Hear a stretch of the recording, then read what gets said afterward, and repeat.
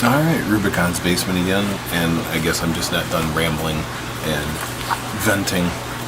Venting with the steam tank, venting my frustration with the steam tank, and I don't care what anybody says, I have a problem with the steam tank, and maybe I'm just not reading the rules right, but I have a friend who subscribes to my channel and calls me and tells me just to give up on the steam tank if it's causing me this much anxiety.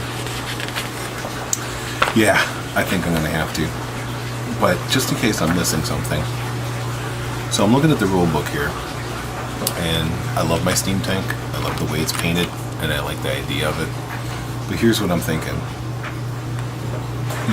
Every time you go to use the steam tank, you have to roll that goddamn artillery dice. And you roll it, and if you roll a misfire, something bad could happen. If you take, steam tank has 10 wounds. If you take 1 wound on the steam tank and you roll that artillery dice, you have to roll below your number of wounds to be okay. That means on that dice, that artillery dice, that means something goes wrong if you roll a misfire, and something goes wrong if you roll a 10. So 1/3 of the time, as soon as you suffer 1 wound, 1/3 of the time, this thing's not going to work the way that you wanted it to. God forbid you get, let's see, what would that be? 10. You get 2 wounds on the thing. Now, a roll of an 8 on a misfire is no good because you have to roll below the number of steam points that in wounds that you currently have. Now, is that the thing that I'm getting wrong? I'm not so sure, because steam points, if the result is greater than the steam tank's current number of wounds, or you roll a misfire. Okay, so alright, I should just redo this thing, because if it's greater than the number of wounds, so you take 1 wound, and you're failing on a 10 or a misfire. If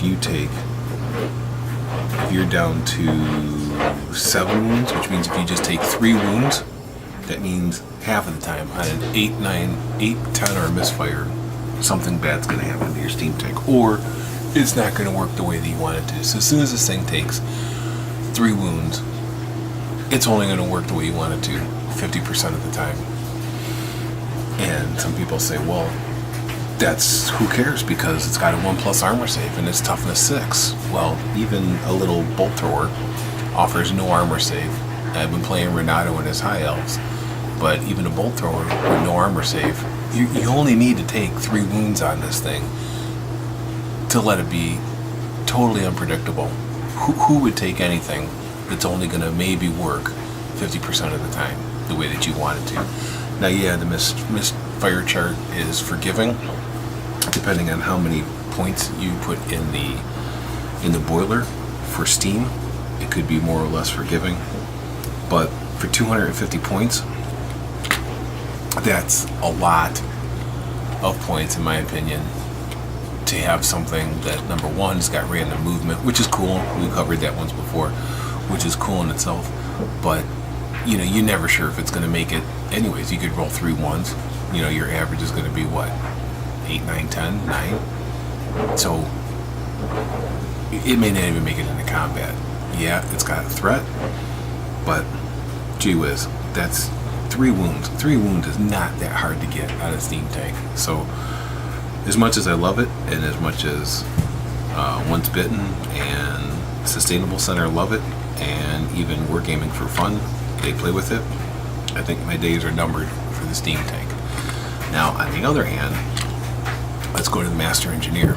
Master Engineer is going to be way cool, I think, for the Empire, because I revisited the book, and it says that the Master Engineer, if it's within 3 inches of a war machine, can use his ability to re-roll the artillery dice, which has that goddamn misfire on it, provided he does not shoot his missile weapon. Well, I was looking through the rule book here for engineers. For 20 points, this guy costs 65, and I thought 65 points is an awful lot to be spent on something that will allow me to re-roll the artillery dice on my cannon. But for 20 points more, I can equip him with a pigeon bomb.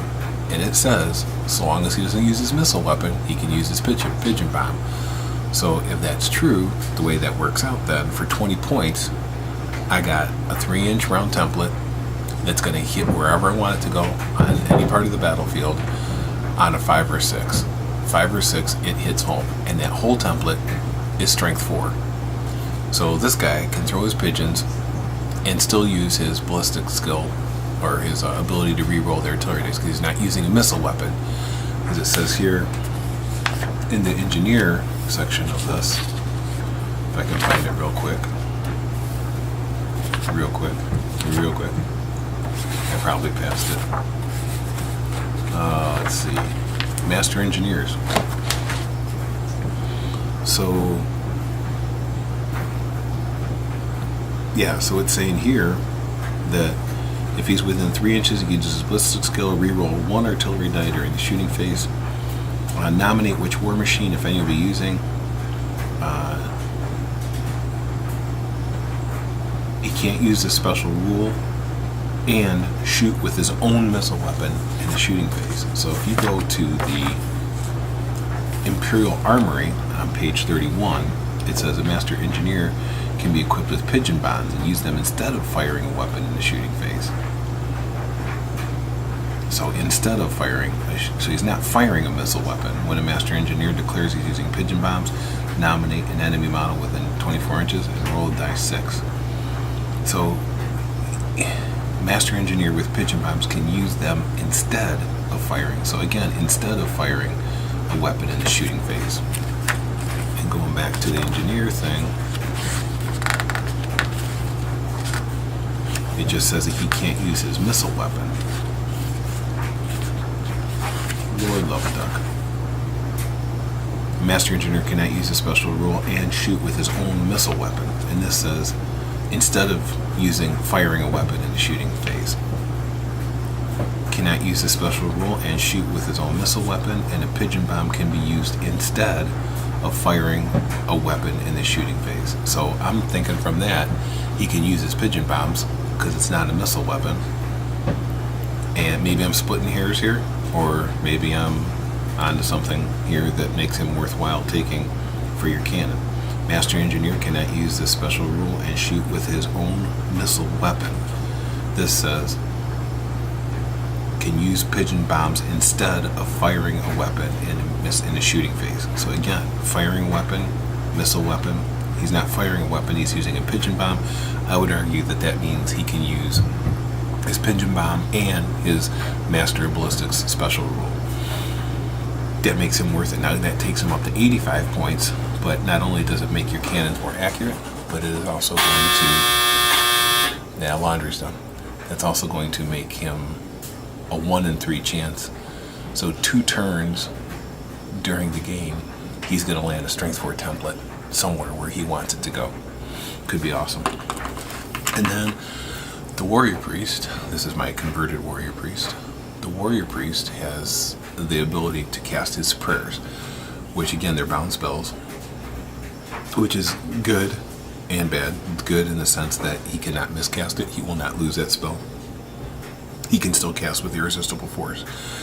The bad news is your opponent can dispel it and gets his modified wizard level to help dispel it. But what's really cool, which I just read, is that when the Warrior Priest is an apparent unit, not only do you pay the points for him, but you also give him to have hatred to the parent unit, which then is also bestowed hatred on his detachments as well. Now the thing that I thought was really cool was when I didn't realize you cast a battle prayer and it goes off not only on his parent unit, but also on all detachments of that parent unit, which is then huge because let's say you're casting the Flaming Attack battle prayer and you have crossbowmen, like the one game I ran 2 units of 20 crossbowmen with a huge parent unit of swordsmen. That's huge because now I'm stripping regen off of everything, and that's pretty cool.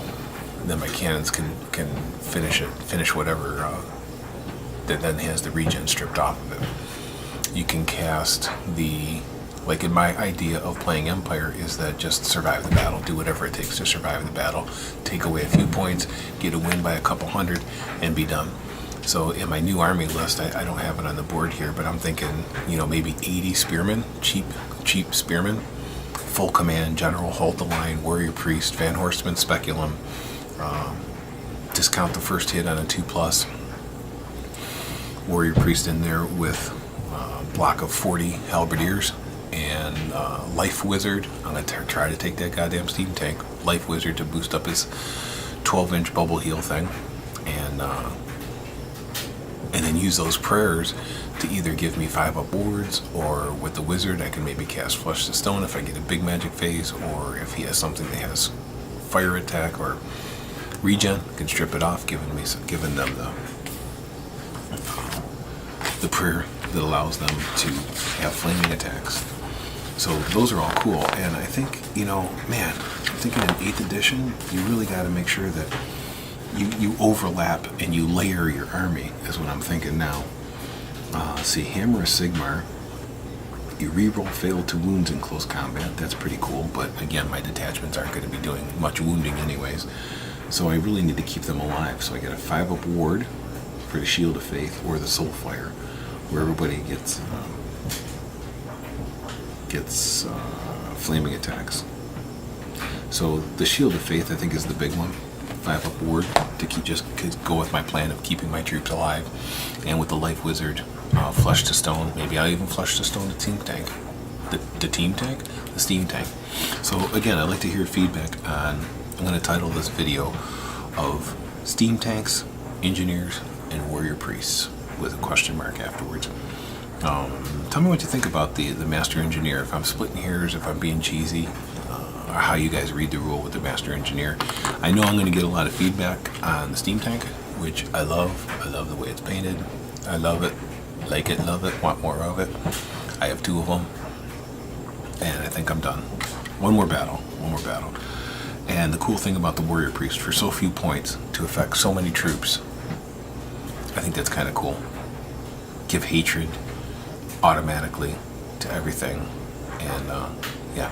So I'd like to hear feedback on that. Alright guys, Ronaldo's been itching for a battle report. Man, I think he really has a handle on those high elves. I think it's going to be, I think he's right on track with how to play high elves. So that's it for this video. My other video on ink washes will be up before this one. Please watch that, because that is amazing stuff. And we'll talk to you later. Rubicon out.